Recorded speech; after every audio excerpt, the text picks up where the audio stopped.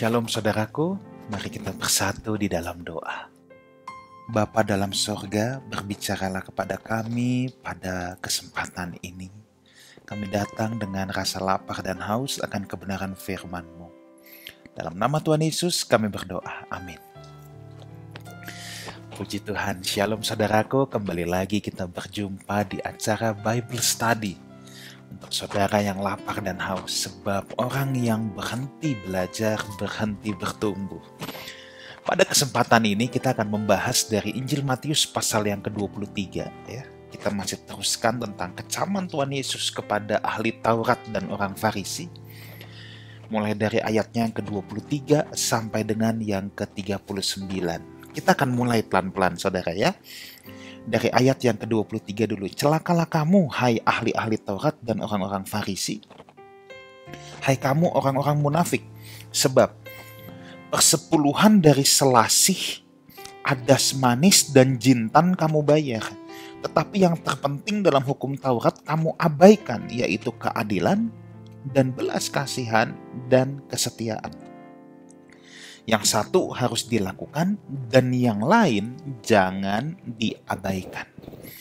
Saudaraku, ada banyak orang yang menggunakan ayat ini sebagai argumentasi bahwa perpuluhan itu masih berlaku di zaman Perjanjian Baru.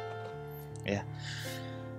Saya ulang lagi, ada banyak orang menggunakan argumentasi ini ya, sebab Tuhan Yesus berkata yang satu kamu lakukan, yang lain jangan diabaikan, sebagai argumentasi bahwa konsep persepuluhan itu masih relevan dan harus dilakukan oleh orang percaya di zaman Perjanjian Baru. Oke. Kita sedang membahas Injil Matius dan saya sedang tidak membahas tentang perpuluhan. Oke, tetapi saya harus stick to the context dulu bahwa Tuhan Yesus tidak sedang mengajar tentang perpuluhan. Konteksnya Tuhan Yesus sedang bicara sama orang Farisi, benar mereka melakukan perpuluhan di zaman itu, tapi Tuhan Yesus sedang tidak bermaksud mempersoalkan apakah di zaman anugerah ini persepuluhan masih berlaku atau tidak. Nanti kita bicara di lain kesempatan khusus tentang persepuluhan. Jadi kalau saya menyatakan ini, saudara jangan dulu a priori berkata Pastor Wigan anti perpuluhan. Pastor Wigan menolak perpuluhan. Enggak. Saya tidak berkata demikian. Tetapi secara biblikal, ayat ini memang sedang tidak bicara tentang persepuluhan. Secara biblikal, secara teks, ya, bahwa ayat ini sedang bicara hal yang lain. Nah, sekarang kita lihat lagi bicara apa sih? Nah, orang Farisi dan ahli Taurat sangat memperhatikan yang namanya persepuluhan. Sampai rempah-rempah ini kalau saudara lihat ya, selasih, adas manis, jintan, itu adalah bumbu masak dan obat-obatan. Itu pun dipersepuluhkan. Jadi mereka luar biasa tertib dalam hal yang namanya persepuluhan. Jadi yang Tuhan tekankan ini bukan soal persepuluhannya, saya ulangi lagi. Tetapi yang Tuhan mempersoalkan dengan mereka selalu ya memilih hukum mana yang nyaman buat mereka. Yang nyaman mereka lakukan, yang tidak nyaman mereka singkirkan. Celakanya, yang esensi yang mereka singkirkan, ini yang dipersoalkan. Sekali lagi, saya tidak mau saudara berpikiran, mulai sekarang kita nggak usah kasih persepuluhan. Karena sudah tidak relevan. Saya tidak sedang bicara tentang persepuluhan ya. Dalam Perjanjian Baru, kalau saya boleh ringkaskan dulu ya, nanti saya akan bahas khusus di live study tentang persepuluhan. Umat Kristen bukan lagi persepuluhan, tapi segenap hidupnya. Kita udah nggak boleh bagi kafling-kafling. Ini untuk persepuluhan, ini bukan. Nah, umat Kristen sudah tidak seperti itu lagi ya.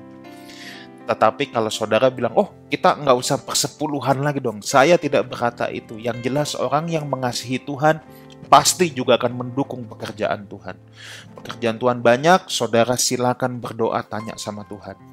Dan yang jelas saudara tetap harus mendukung gereja lokal di mana saudara bertumbuh.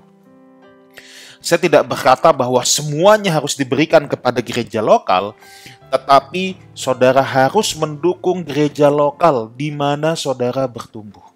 Harus. Itu harus. Ya, nanti kita bahas lain waktu. Kita kembali ke sini. Orang Farisi terhadap hukum, dia senang pilih-pilih. Yang nyaman dia lakukan dan yang dilakukan digembar-gemborin sedetail mungkin sampai selebay-lebaynya. Tapi yang tidak nyaman dianggap tidak ada. Ini yang masalah. Ini yang masalah. Contoh. Ini aplikasinya aja ke hari ini. Pilih-pilih hukum. Misalnya saudara senang nyanyi. Saudara gembar-gemborin, kita harus memuji Tuhan. Nyanyi terus. Tapi tidak menyentuh sampai ke esensinya memuji Tuhan itu apa sih. Tapi karena kebetulan saudara senang nyanyi, itu yang digembar-gemborkan. Tapi hukum yang lain, belas kasihan gimana? Memaafkan gimana? Oh, kita tetap punya dendam sama orang. Udah lupakan, anggap aja nggak ada. Yang penting apa yang nyaman buat kita gembar-gemborkan. Itu yang dipersoalkan Tuhan Yesus. Ya, nah Tuhan dalam hal ini bilang, yang satu kamu lakukan, yang lain jangan kamu abaikan.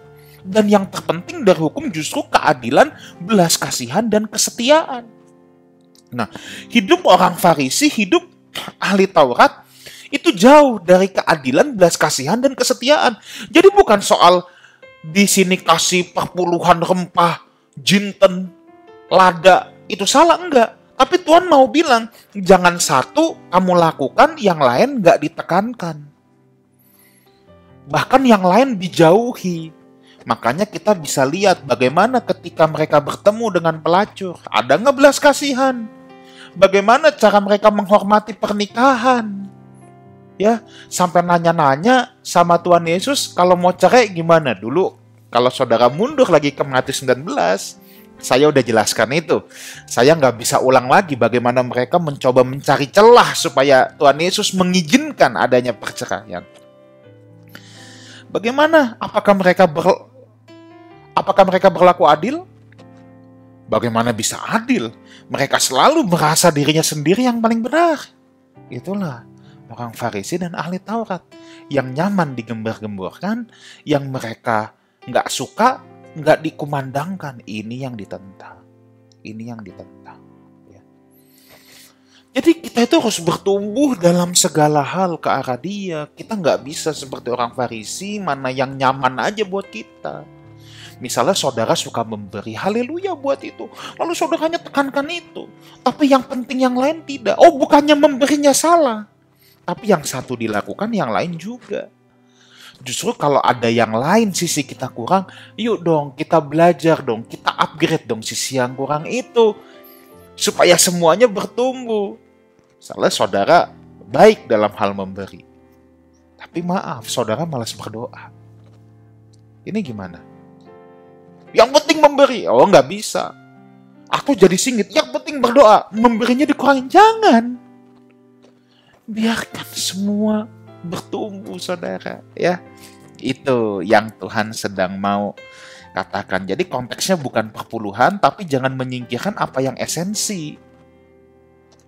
Tetapi melaksanakan apa yang dianggap mudah. Dan yang dianggap mudah diberikan bumbu sesuai keinginan hati mereka. Ini yang dipersoalkan, ya. Terus ayat 24. Hai kamu pemimpin-pemimpin buta, nyamuk kamu tapiskan dalam minumanmu, tetapi unta yang di dalamnya kamu telan, ya. Ini menunjuk pada kebiasaan orang Yahudi yang menyaring dulu minumannya supaya serangga tidak masuk, ya. Lalu Yesus bandingkan dengan unta. Ingat Tuhan Yesus suka menggunakan gaya bahasa yang hiperbola, ya, supaya pendengarnya terbelalak, ya. Ya kan nggak mungkin unta masuk cawan tuh gimana caranya. Jadi ingat, sama seperti unta masuk lubang jarum, itu hanya gaya bahasa, ya, itu hanya gaya bahasa. Di mana Yesus hendak menggambarkan bahwa orang-orang Farisi itu tidak berimbang dalam menerapkan hukum agama, makanya dikasih bahasa yang lebay. Nyamuk kamu tapiskan, unta dalamnya. Nah, itu gaya bahasa bagaimana mereka memperlakukan yang tidak seimbang, ya. Kayak dulu selumbar di seberang kamu kelihatan, balok di mata, gimana balok bisa masuk mata? Tuhan sedang menampilkan sebuah gaya bahasa yang kontras. Ayat ke-25 sekarang.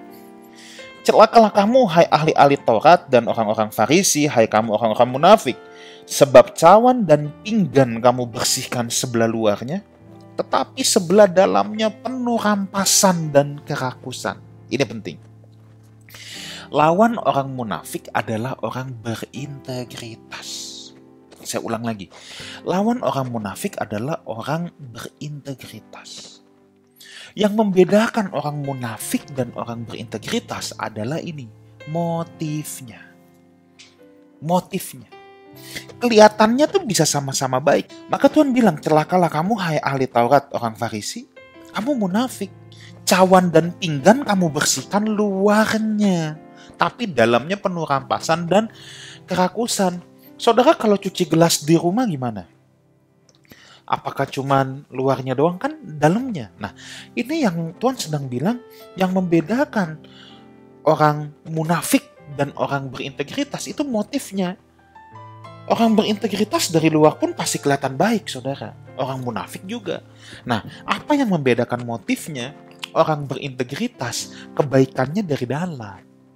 Dia baik karena dalamnya baik.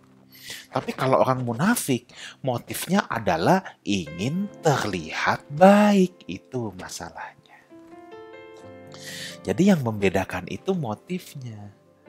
Kalau orang berintegritas, ibarat cawan luarnya bersih. Kita tahu dalamnya pun pasti bersih. Ya kan? Nah, coba kita teruskan dulu ya. Kita teruskan dulu di ayat yang ke-26. Hai orang Farisi yang buta, lihat ya.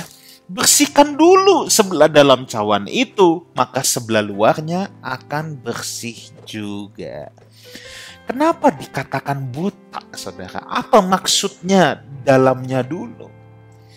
Kenapa dikatakan buta? Kenapa bersihkan dalamnya dulu? Bersihkan dulu hatimu, itu maksudnya. Orang yang hatinya tidak bersih adalah orang yang buta rohani. Makanya dikatakan, hai orang buta. Ya ini bukan buta jasmani, saudara. Tuhan bilang bersihkan dulu dalamnya. Bersihkan dulu hatinya. Orang yang hatinya tidak bersih, nuraninya buta, saudara. Ya.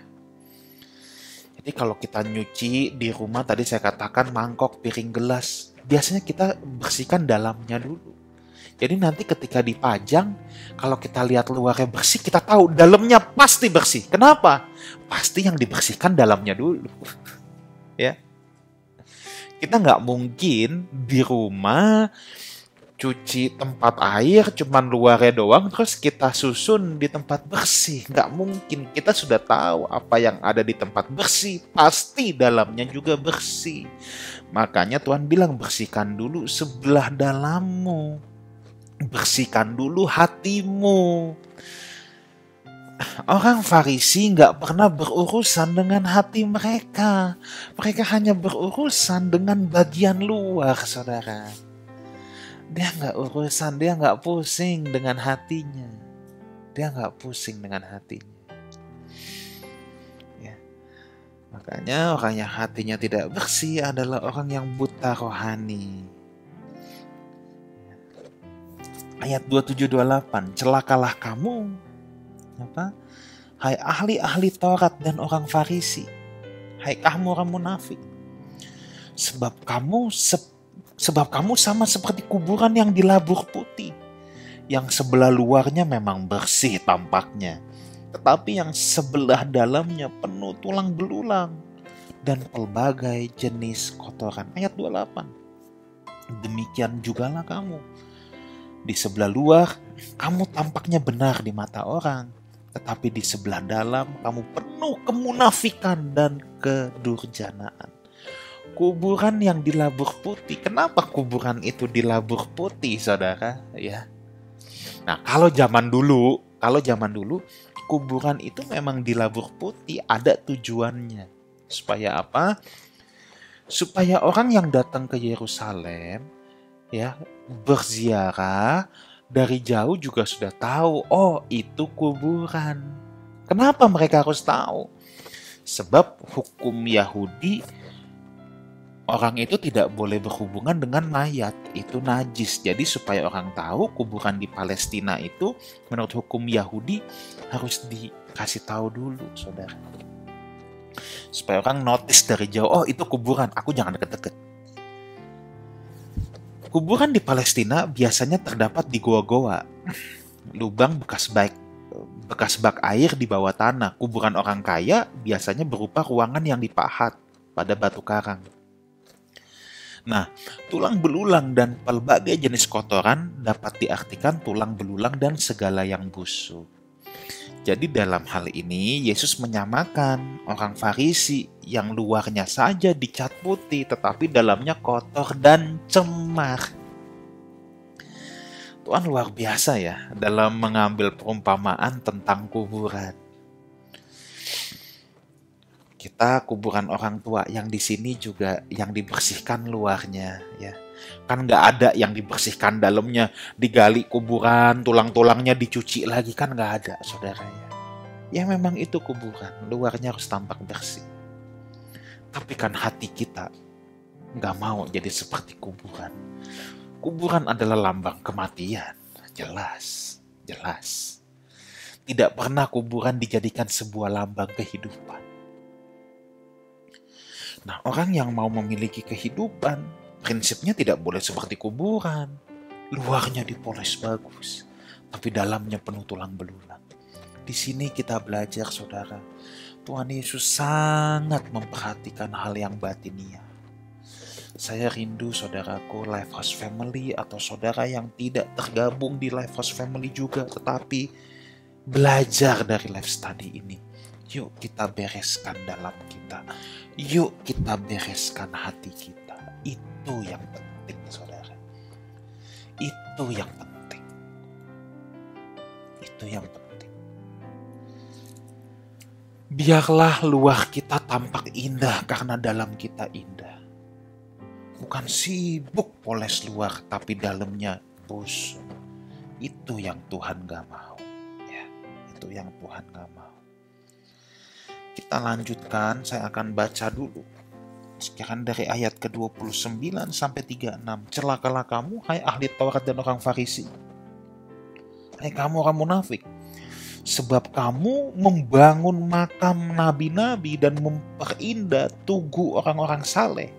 Dan berkata, jika kami hidup di zaman nenek moyang kita, tentulah kami tidak ikut dengan mereka dalam pembunuhan nabi-nabi itu. Tetapi dengan demikian kamu bersaksi terhadap dirimu sendiri bahwa kamu adalah pembunuh nabi-nabi itu. Jadi penuhilah juga takaran nenek moyangmu. Kita stop dulu. Orang Farisi, orang munafik selalu membandingkan hidupnya dengan orang lain. Jadi ini cerita di zaman dulu banyak nabi-nabi Tuhan yang teraniaya. Lalu mereka berkata, kalau aku hidup zaman dulu, aku gak ikut-ikutan pasti. Sayang aku hidup zaman sekarang. Padahal apa yang mereka lakukan, mereka menganiaya Tuhan Yesus yang adalah utusan Bapa. Makanya Tuhan bilang, aduh lo ya banyak bacot. Bilang, kalau aku hidup zaman dulu, aku gak ikutan loh. Aku gak ikutan. Padahal dia sendiri sedang melakukan. Ini ibaratnya tahu gak apa? Ya. Ada orang melihat temennya lagi nyolong. Tapi dia teriak-teriak, tuh nyolong tuh. Gua sih gak ikutan. Padahal dia sendiri lagi nyolong. Nah, kira-kira begitu saudara. Ya. Ini kalau bahasa sekarang bilang maling teriak maling. Itu. Makanya Tuhan Yesus tadi bilang apa di ayat yang ke-32. Ini nih sebuah sindiran ya. Ini sebuah sindiran. Penuhilah juga takaran nenek moyangmu. Ini sindiran. Tuhan mau bilang terusin aja, selesaikan, nggak apa-apa. Nah itu ya. Ini maling teriak maling. Orang munafik, orang Farisi paling suka ini. Maling teriak maling. Sendirinya begitu tapi ngebacotnya hebat ya. Jangan ya. Kita nggak boleh gitu. Kalau kita ada kesalahan, perbaiki dulu diri kita. Jangan teriakin orang. Yang lebih parah lagi, bayangin ya. Kita punya kelemahan. Kita lihat orang lain melakukan kesalahan. Mungkin yang bukan kelemahan kita. kita teriakin dia aja salah loh. Apalagi kita punya kelemahan yang sama persis kelemahannya dengan orang lain. Kita sendiri nggak deal dengan diri kita, kita teriakin orang lain. Itu gawat. Itu maling, teriak maling ya. Oke, teruskan. Hai kamu ular beludak, ayat 33 ya. Tuhan Yesus tuh lumayan ini juga ya. Hai kamu ular beludak. Sekarang kalau ada pendeta khotbah di gereja, hai kamu ular beludak, ditimpuk sepatu saya rasa ya. Dari atas, dari bawah sama jemaat ya. Bagaimana mungkin kamu dapat meluputkan diri dari hukuman neraka? Sebab itu lihatlah, aku mengutus kepadamu nabi-nabi, orang-orang bijaksana dan ahli Taurat. Separuh di antara mereka akan kamu bunuh dan salibkan. Yang lain akan kamu sesah di rumah-rumah, menanggung akibat penumpahan darah orang yang tidak bersalah, mulai dari Habel sampai kepada Sakaria anak Barekia yang kamu bunuh di tempat kudus dan mesbah. Aku berkata, sesungguhnya semua ini akan ditanggungkan angkatan itu. Jadi Yesus sedang mau bicara ya, bahwa udah deh, dari zaman dulu, dari zaman Habel, memang begini, orang tidak bersalah dihukum. Orang tidak bersalah dianiaya, sampai ke Sakaria. Nah, siapakah Sakaria? Ada 3 kemungkinan. Bisa Nabi Sakaria, bisa Sakaria anak Baruk yang menurut catatan sejarawan Yahudi mati dibunuh di rumah Tuhan tidak lama sebelum jatuhnya Yerusalem. Atau Zakaria yang ditulis dalam kitab Tawari, yaitu seorang imam yang mati dibunuh, dan mungkin inilah yang terdekat karena mati di antara tempat kudus dan mesbah. Tapi intinya itu nggak penting Zakaria yang mana, yang penting orang-orang yang berlaku munafik tidak bisa luput dari hukuman. Yuk kita jangan munafik, nggak bisa luput dari hukuman. Yuk kita bersihkan diri kita bersihkan hati kita. Oke, bagian ini ditutup dari ayat yang ke-37, Yerusalem, Yerusalem, engkau yang membunuh nabi-nabi dan melempari dengan batu orang-orang yang diutus kepadamu. Berkali-kali aku rindu mengumpulkan anak-anakmu, sama seperti induk ayam mengumpulkan anak-anaknya di bawah sayapnya. Tetapi kamu tidak mau. Lihatlah, rumahmu ini akan ditinggalkan dan menjadi sunyi. Dan aku berkata kepadamu, mulai sekarang kamu tidak akan melihat aku lagi, hingga kamu berkata, diberkatilah dia yang datang dalam nama Tuhan. Ayat di atas merupakan peringatan kepada Yerusalem menjelang peristiwa penyaliban Tuhan Yesus. Istilah induk ayam mengumpulkan anak-anak merupakan istilah yang sering dipakai sejak zaman Perjanjian Lama. Ya, seperti Allah yang diibaratkan burung, raja wali yang melindungi anak-anaknya. Istilah sayap Allah itu kan merupakan istilah perlindungan Allah. Jadi Yesus di sini mau menegaskan bahwa penolakan orang Yahudi kepada dirinya membuat mereka kehilangan keselamatan, seperti induk ayam yang tidak ingin bersama induknya. Jadi penolakan mereka terhadap Yesus itu penolakan perlindungan Allah. Ayat 38 dikatakan, lihatlah rumahmu ini akan ditinggalkan. Nah, rumahmu di sini dapat diterjemahkan sebagai bait Allah. Ya, bait Allah akan ditinggalkan dan bait Allah tidak ada lagi di sana. Ya. Nanti ini kita sambung di pasal 24 minggu depan, saudara. Ya, memang bait Allah tidak ada lagi di sana. Kenapa? Bait Allah sekarang ada di dalam diri saudara dan saya. Kamulah bait Roh Kudus.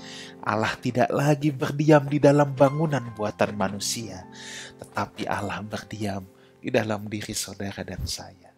Makanya di pandemi ini kita boleh nggak bisa ibadah di gereja.